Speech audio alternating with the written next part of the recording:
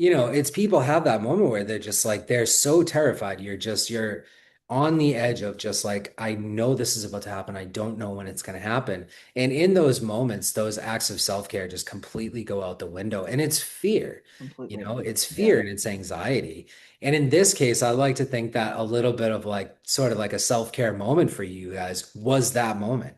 Yes. Was that Yes. that thought process, that happening, and you guys laughing Yeah. like that, given that, obviously you say your mom's of course, going through a Right. different grief process. But so she didn't Right. appreciate it. But that No. was But something that was almost like self-care for you guys because that it broke was. that tension that can be so Yeah. crippling in a hospice Oh. situation and especially at Yeah. home, Yeah. as in a hospice situation, because then, you've got all these anxieties of like, who let me do this?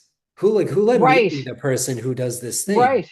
It's Oh like yeah. moms and parents who are going from home from the hospital with a newborn for the first time. Who allowed me to Hmm. do this? Like, who Right. thought this was Yes. a good idea? Who thought I was responsible for this, Yeah. So like you as like an in-home caregiver, that carries its own dimension of just heaviness because it's like, Mhm. am I doing this right? Did I cause Yeah. that? What if I did this sooner? What if I, gave this Right. medication sooner? Were they uncomfortable and I didn't know about it?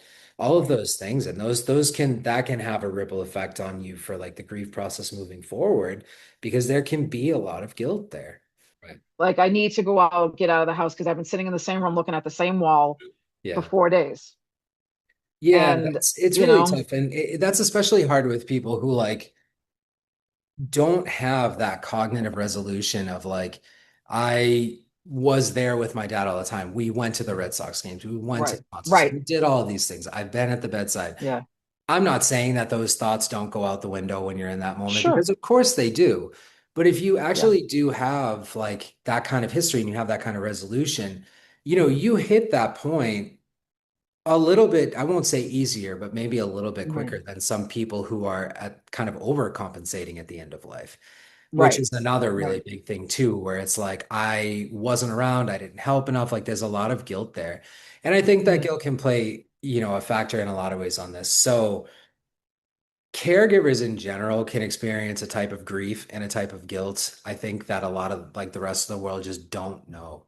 So if No you understand. get like, let's say your dad was not dying on hospice, but maybe on like palliative care for 6 months or something Hmm. like that, you effectively sacrifice your personal life, you sacrifice your wants and your wishes and your needs to be able to care for Yeah. the person that you're caring for. And I'm not saying that you regretted a second of it because you Mm-mm. probably do it again. But that does still happen. So now the person dies, and it's like, I haven't left the house for anything other than getting the mail in 6 months. What Hmm. am I supposed to do? Like Right. now my house is empty. Information on my services and to book your free consultation, visit theadjustmentphase.com. Let me know what you think in the comments and follow along for more.